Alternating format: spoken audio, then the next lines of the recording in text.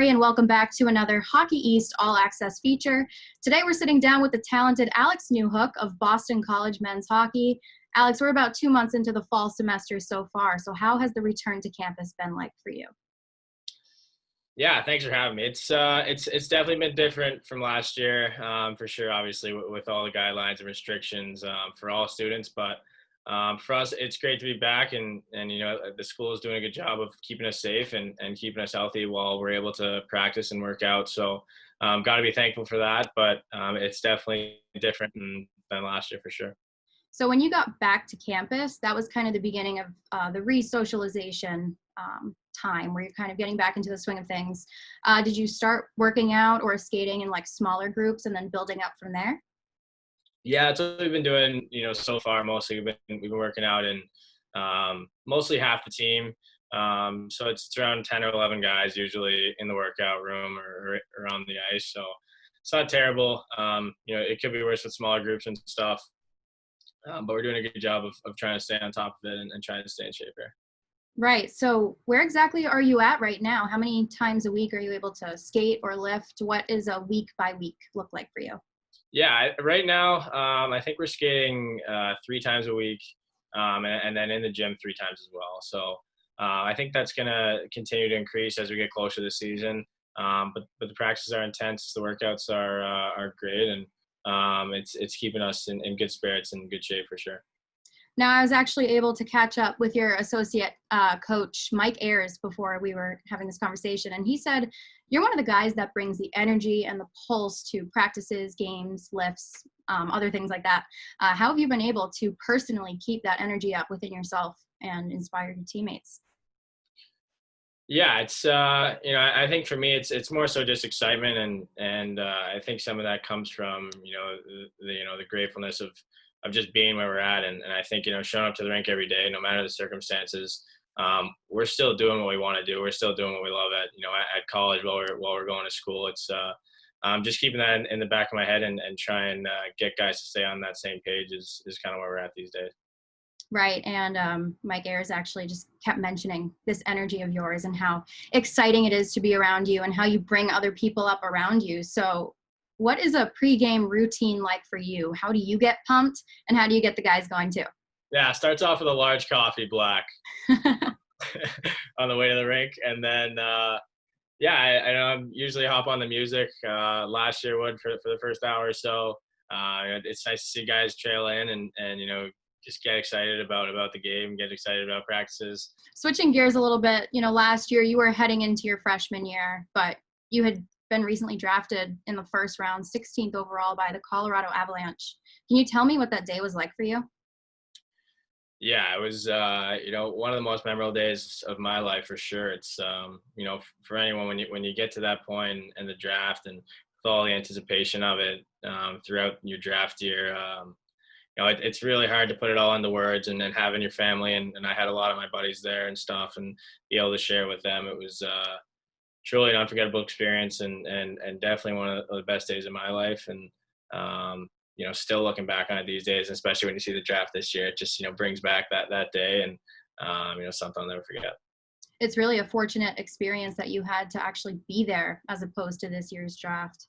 What was the experience like being right there and hearing your name called and then being surrounded by your support system, your family? Yeah, it was definitely crazy. A lot of heart rate increases and decreases, as the picks were going up and then teams would go back and every pick, me and my dad are kind of trying to pick who's going to go here and whatever. But no, it was fun and having the support system, like you said, it's something I'm very thankful for to have my family there. I think we had like 60 people that were, part of a family and friends crew. And that was something that was, made it that much more special for me. So as a freshman at Boston College, you finished the season pretty much on top. You led the team in points with 42, 19 goals, 23 assists, which is great. How were you able to adjust to the college pace and really flourish? Yeah, thank you. Yeah, it was, our team was so strong last year and we had a lot of talent up and down our roster. And a lot of experience too. We had like 11 or 12 seniors last year. So coming in as a freshman, that really made it easier for me. And I got to give a lot of credit to our seniors last year because, they set the example for us coming in, and they kind of paved the path for all of our freshmen, not just me. So, very thankful for those guys. Was there anyone in particular who really helped you and took you under their wing? Yeah, I think our captain David Cotton did a really good job of taking all of us in and just kind of showing us. But we had a great leadership group all the way up and down our roster last year. It was cool to kind of look up to Julius Matzl as well, who being a veteran guy who's played center. I think I kind of looked up to him because he was very defensively mature and stuff like that. And I think I took a lot of things away from his game. Working with him in practice and stuff like that. Which I'm very fortunate, to have a guy like that was here last year. You mentioned David Cotton, and I have a funny experience. I did a pregame interview with him before Nesson broadcast one time. I didn't realize how tall he was. I've never had to extend my hand up so far. Yeah, he's the big dude, Sneaky. Sneaky's big. He is. Well, I mean, you accomplished a lot of things last year, one of the most important being the first Boston College Eagle to receive the Tim Taylor Award, which is awarded to the NCAA Division I Rookie of the Year. What was that honor like? Yeah, thank you. It was definitely a cool honor to receive. There's a lot of good freshmen in the country, a lot of good players. To even be in that caliber and to be talked about for the award was a pretty special feeling, and to receive it and to be the first person at BC. There's been a lot of good players come through BC, so it's still crazy to think about, but definitely proud to have that. And Mike Ayers said that you were quite a humble player, a very respected player, and you really like to bring people up around you. And with your talent level, that's easy to do for you. So how do you view yourself as a team player?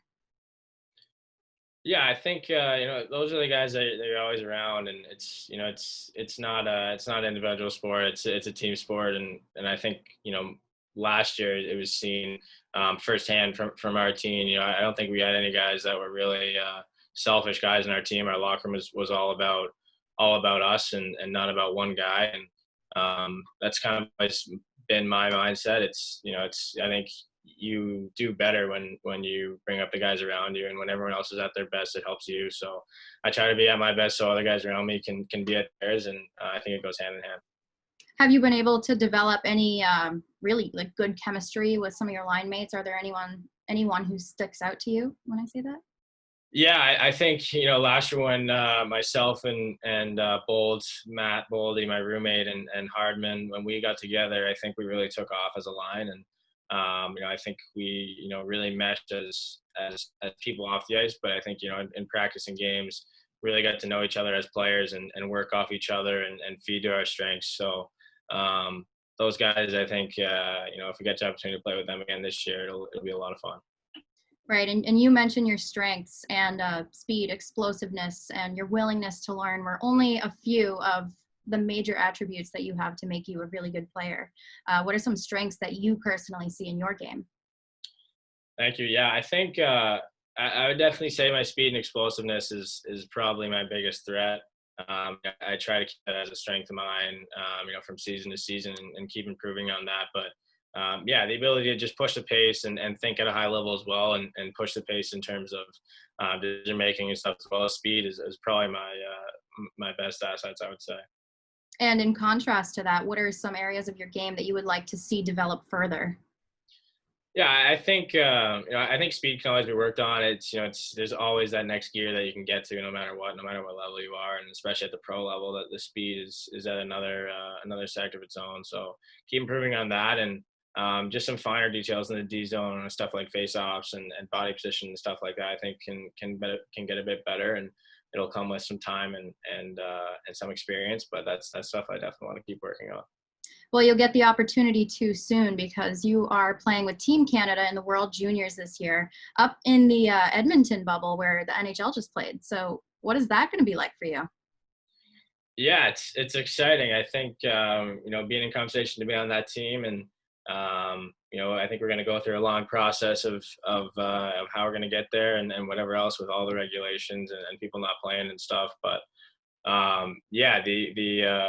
the opportunity to play with your country is always a very special thing. And at the World Juniors World Junior stage. Nonetheless, it adds to it for sure. And it being in Canada and with everything crazy that's going on, that's kind of been the only tournament that's really been set in stone. So to have that, as something to look forward to and get excited about, it's gonna be great.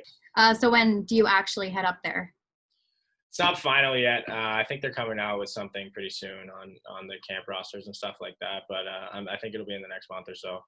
Are they telling you to prepare in any way to kind of quarantine or anything like that?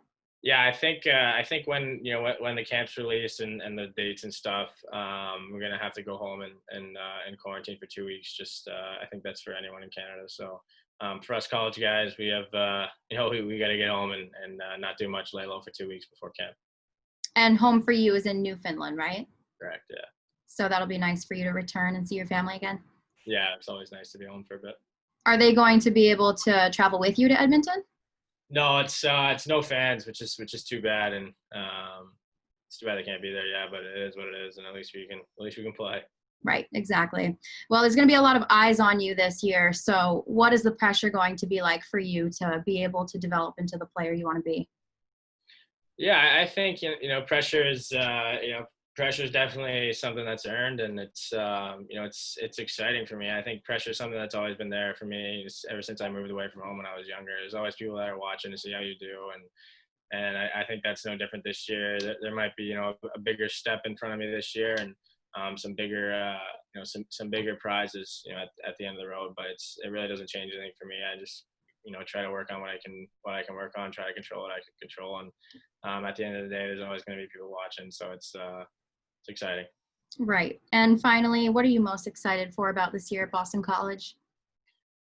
Yeah, I'm excited to definitely start playing. I think that's hopefully going to happen soon. But yeah, I know I'm excited for our group, and to kind of try and get what we thought we deserved last year, which would be a national title. And I think for all those guys that left last year that didn't get a shot at it, and for the guys here this year, that we have a really strong group, and that's kind of the thing that's on our mind, and the thing we're going all in for this year. Right, and digging just a little bit deeper on that, you guys were kind of robbed of a postseason, and you were on top of the standings in Hockey East. So is that the main motivation this year for you guys? Yeah, I think it's a huge motivation, and for, like I said, having 11 seniors is it's not a small senior class, and we all know what those guys gave to us last year, and we know how bad they wanted it, and they wanted that run and that shot at the title, and we all know what we had last year, and we all know what we have this year for the guys that are returning, and I'm sure the freshmen will catch on to that very soon, and yeah, we're going for it all for us and for them. Well, I hope that you'll be able to do that. But thank you so much for your time today. I really appreciated getting to know you a little bit, and we hope to see you out there soon. Thank you very much. Thanks for having me.